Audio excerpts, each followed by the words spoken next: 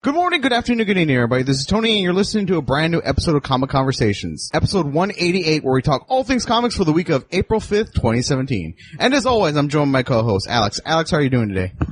I'm spiffy. Let's talk our first news story. So, apparently the internet had discovered a couple of panels from X-Men Gold that apparently had some subliminal things that made reference to... Well, it wasn't subliminal. It was subliminal in the sense I didn't know what it didn't. Okay, subliminal. Yeah. Subliminal implies that it didn't come out and just say, "Hey, the Jews and Christians suck." Well, it didn't even really. It required some interpretation. Okay, what happened was the guy who did this was Indonesian. He's an Indonesian Muslim, and apparently the country of Indonesia is currently led by a Christian guy. Mm-hmm. He, and I imagine a lot of other people in the country, are against this Christian fella. Yes, because I believe the majority of Indonesians are in fact Muslim. The guy posts he has, who is it? Colossus. Mm-hmm. They're doing like the annual, X-Men softball game, and Colossus is wearing this shirt. And somebody found out the shirt is in reference to a line from the Quran. And the line from the Quran... Do you have the story in front of you? Yes, I have the story in front of me. The shirt read QS 551, making reference to Quran Surah 551, which reads, "O you who have believed, do not take the Jews and Christians as allies. They are allies of another. And whoever is an ally to them among you is indeed one of them." Okay, now, he didn't go on to say, "I hate all Christians and Jews." He did say this was a political message in reference to his country. Now, but that doesn't help when the protest, the protest is supposed to be, rebelling against the president. The leadership of his country, based on religious grounds. Past that. Here's the issue with this. Aside from the fact that most people find this upsetting. Mm-hmm. The larger issue is Marvel is a large company. They're owned by Disney, and they do not want what effectively amounts to religious propaganda in their book. Mm-hmm. Fair enough. So Marvel said when the story broke, there will be repercussions or... In fact, we're recording this on Monday, and we have a bit of an update from the artist. Well, but we still don't know. Like, he said, he put up a post where he said, "My career is now over. Mm-hmm. I don't regret what I did, but my career's over, blah, blah, blah." We don't know if Marvel fired him, if Marvel told him to resign. The other thing is he's still being listed as the artist for the next 4 issues of this book. Well, they say what they've done is the remaining digital copies, and I think if they make any more printed ones, they're going to blur out all the references. Because that wasn't the only one. There, on the marking of a building, there was listed 212, and that makes reference to the protest that took place December 12, 2016. And there was also another one that was way more egregious than that, because I tried explaining to you this news story, and you weren't 100% on board. And I looked up what you said, and I didn't see it. It's there, though. The text was unclear in whatever that said. No, I'm saying there's another one where you see Kitty Pryde and she's... Yeah, that's the one I'm talking about. Where there's a sign that says jewelry and her head's obscuring the sign and you can see where it cuts off and it just says Jew. Yeah, but that one's not really that clear because, like, I looked at it specifically, but I didn't read it until you already told me the story. And, I couldn't see that it even had a W there. And the other thing is, I don't know if that one's that offensive because Kitty Pryde has spent a great many comics talking about how she's a Jew. In fact, we often make fun because, we don't think there's anything funny being Jewish, but the thing is, she always brings it up and it's always thing of contention. And it's like, there's other characters that are Jewish who maybe here and there talk about their faith. It's part of their character. Every now and then they'll do stuff with their faith. And it's like what we mentioned last week with Kamala. It's part of her character, but it's not the focal point. With Kitty, it's front and center, the most important thing. She's a Jew first and then a mutant. And she always brings it up in every single speech she does. Well, in this book, though, she was a mutant. Mm-hmm. And not a Jew. Mm-hmm. So, It didn't even come up. Maybe he just wanted to remind people. Because, No, but I mean, that's what happened, and he probably got pressured into quitting or something. This is going into the review of the book. He, as an artist, I'd never seen his work before. Mm-hmm. He looks like a Jim Lee tribute artist. Yeah, he's on top of all this. The artist in question is Adrian Ciaf, and his art's okay. Like, that's the one thing I don't want to go into the review just yet, but it's all right. It's not something that basically what I'm trying to say is you're not going to put up with all the garbage because his art's really good. It's like knowing that they were doing this, like, let's get back to the old school thing, mm-hmm. I totally understand why this guy is the artist, because I said, he looks like he's trying to be Jim Lee. It's reminiscent of Jim Lee. That makes sense, though. And, people who listen to the show know I'm not a big Jim Lee fan, so I didn't find the art in this offensive or anything, but I have no problem seeing him gone. I mean, you're working for a big production, you can't really do stuff like this. There may have been a time, like, before the internet and everybody was on social media. You probably could have got away with this. Like, let's be honest, 10 years ago, before everybody has a smartphone and everybody was on social media, you probably could have got away with this. Well, because, I mean, what's going to happen? There's going to be, like, one guy who knows what this is in reference to, and he writes a letter to the Comics Journal, mm-hmm. which gets published 8 months after it happened, and not enough people read the Comics Journal to fucking write into Marvel about it. Because some of these are really subtle. Obviously, the 212, the 51, even the Jew thing, like that's subtle, and you can argue like maybe we're being too sensitive. But the Colossus shirt, that's the one that's most egregious, where there's no ifs, ands, or buts. That's clearly what it's supposed to be. Well, I don't. Well, he admitted it was. Yeah. I don't know. Like I said, I get as a company why they would fire him. And then he tried to walk it back by saying it's a number of justice. It's a number of love. My love to the Holy Quran. My love to the last prophet, the messenger. My love of Allah, the one God. It's like, okay, that's fine.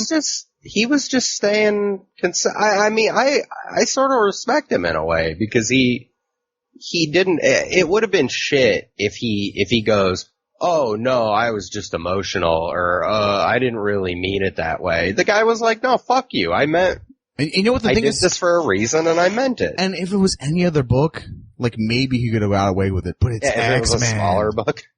It's the book that's gimmick is supposed to be the repressed minority. And you have a president who represents the minority of the country, who's taking a bunch of... Well, he feels that this person is repressing it. I don't fucking know, dude. Here's the thing, he could have done damage control and be like, oh, that's what I'm really referencing. You have this president of Indonesia, and he's getting all this guff from the locals, and it's, he has to stand his ground. It's like, okay, you could have maybe made something out of it, but he straight up said, no, I'm a Muslim faith, and this is how I feel. And I'm on the side of the people that were protesting the president, so I don't know. Yeah, it's whatever. I mean, this is a different sort of firing from a comic company than I can ever recall. Well, as long as we're talking about Marvel doing stuff that maybe do some damage control, our favorite, our best buddy, Marvel Vice President of Sales and Marketing, David Gabriel, has announced officially going forward after the end of Secret Empire in August 2017, Marvel will do no events for the next 18 months. So they didn't go quite as far as DC, who were going to wait 2 years. 2 years. Mm-hmm.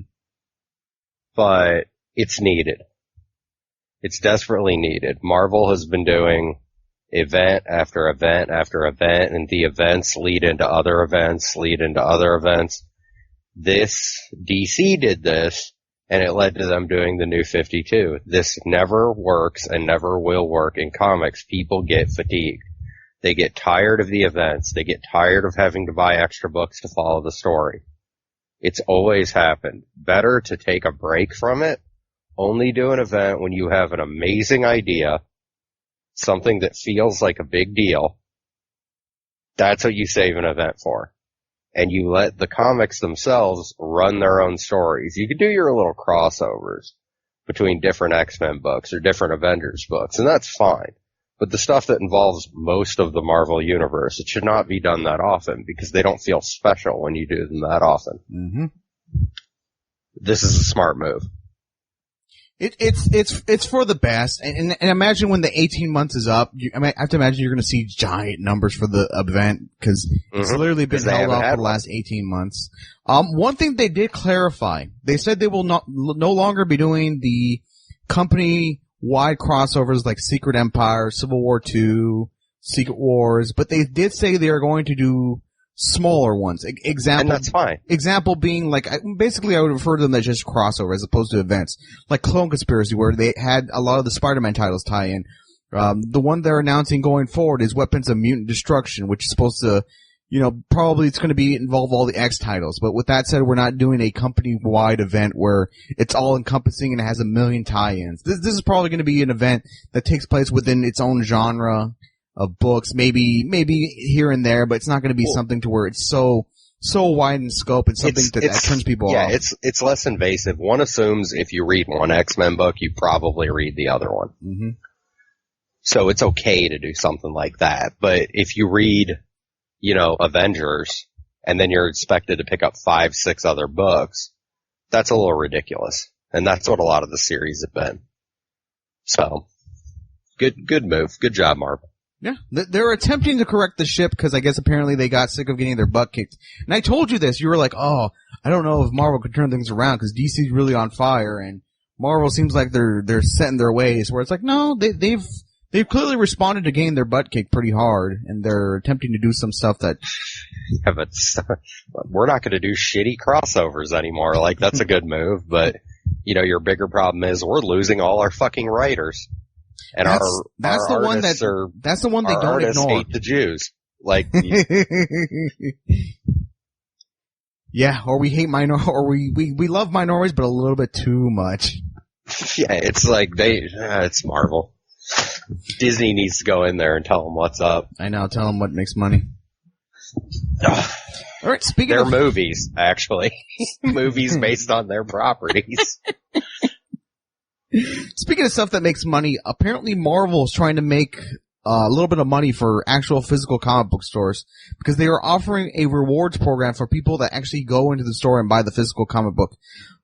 I guess the main example of it, if you go into a physical comic book store and buy Secret Empire #1, you're given, I believe the number is 1,200 rewards points, and those points can be transferred to, I believe they say digital books or some merchandise or exclusive mobile games or some other unforgettable experiences. So it's nice that they're rewarding people that actually go to the physical comic book store.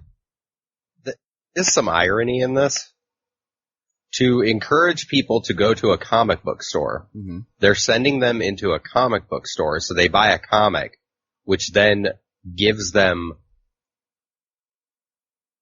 stuff to use to buy digital comics. I understand why they're doing it. If you look at this from just your normal logical point of view, who buys more Marvel comics than anyone else? Comic book stores. Comic book stores buy all the Marvel comics, really. Mm-hmm. Like they're the only one. Like the comic book stores buy them and then people buy them from the comic book stores. You kind of have to be nice to the retailers because that's your market. That's your bread and butter. Because we've never got digital sales. Like to this day, we still have not got digital sales. We don't know what they look like. They don't know if they reflect what it's like in the physical stores when we look at the Comic-Con numbers. Yeah, and I think the numbers are kind of it. And as we've seen, those numbers aren't even reflecting what's selling. It's reflecting what stores are ordering. Yeah, exactly. You don't know sell-through. And, I don't know. And the thing with digital has always been it's cheaper than buying physical. Not only do you not have to get in your car, pay for gas, and drive to the comic book store, and then pay the dollar markup, because when you buy digital, it's $1 cheaper on most titles. They're trying to say, hey, if you come in and buy our physical books, we'll give you a couple of free digital books, or if you put those points together, you can buy some merchandise or some other things that will have exclusive to people that decide to throw in on their rewards program. I like it. I wish they would show us what we could get with this, because just saying it's like, okay, what can we get? Like, can we get like exclusive Marvel merch that we can't get anywhere else? And what is the quality of the merchandise? Is it just whatever's on the website? And last I saw, the merchandise isn't all that great. So if it be something cool and exclusive, like a reprint or something, or, you know, I don't know, a T-shirt that you can't buy in regular stores or something. I'm grasping for straws here because I can't think of what you would want to motivate people to go into stores. I mean, obviously the digital is cool. You can get a free digital book, like we did with last week's story, where they're doing the thing of they're rewarding people to go into physicals. They're buying physical so they can get the digital version of that book as well as an additional one. Mm-hmm. All right, that's going to do it for the Marvel portion of news. Let's go on to Valiant. Valiant announced, I believe, that this summer, starting May 29th, they are doing a 4-part crossover with, I'm looking at the cover right now, and it just looks like Ninjak, but I'm sure there's going to be other Valiant characters, but it's going to be something called Rapture, and it's going to involve the Shadow Man yet again. And hopefully Shadow Man gets a book. That's what I'm hoping this leads to. If it does well enough, I'm hoping it leads to a Shadow Man book, because I think we had that one story where Ninjak met the Shadow Man yet again, and we were hoping that this would have meant going forward we were going to get a Shadow Man book, and we never got it. Yeah, and I mean now if it's a crossover focused on Ninjak and Shadow Man, there has to be some payoff. Mm-hmm. So they did Generation Zero, but other than that, they're doing Harbinger, but Harbinger was already a book. Like Shadow Man had a mini, I think. It's time, because they only have so many characters in the Valiant universe. So, I mean, yeah, give Shadow Man a book. He's a different character from all their other characters. So, do it up. I'm a fan. Yeah, I'm a big, and here's the thing. We stopped reviewing Ninjak, and it'd be good if we start picking it up again, because I'm very much a big fan of that character. But, especially with all the stuff where they were jumping back and forth between time, and then, I don't know, just the current, I liked it at first, but then eventually I lost interest in the current storyline. So hopefully not only does this revival interest for Shadow Man, but Ninjak in general. Oh, I was telling you, I don't think I talked about it here, I drove down to my hometown with Lauren and went to a comic book discussion group at the Comic Rack in Rock Island, Illinois. Had a really good time. Everybody was super cool. Apparently Valiant has really favorable return policy on their books. So points to them. I just thought I'd throw that out. Yeah, because I'm noticing their books are really good, but for some reason why among comic book stores, especially the ones that have them, they're really popular and they really push them. Yeah, it's because they're able to, you know, they don't lose out when they order them, which is smart for a smaller company. Exactly. But, you know, Valiant, you know, they're working on their TV or their show deals and stuff. I mean, they're trying to make moves. It's nice. Yeah, it always feels like, well, especially when we review their books, they're really well written, and with Valiant, we're always cheering them on because it feels like the little engine that could. We're talking about other publishers, like, remember for the longest time, we liked Valiant way more than DC. It was like, think about that for a second. Like, yeah, but I mean, it's also they publish less, and their quality tends to be pretty high. Yeah, their books felt like they were all unique, and then, you know, they would, even when they did a big crossover, like some of the books wouldn't even be involved, which was kind of cool. It's just a smaller world. Yeah. All right. With that out of the way, let's go into our next segment, This Week's Books.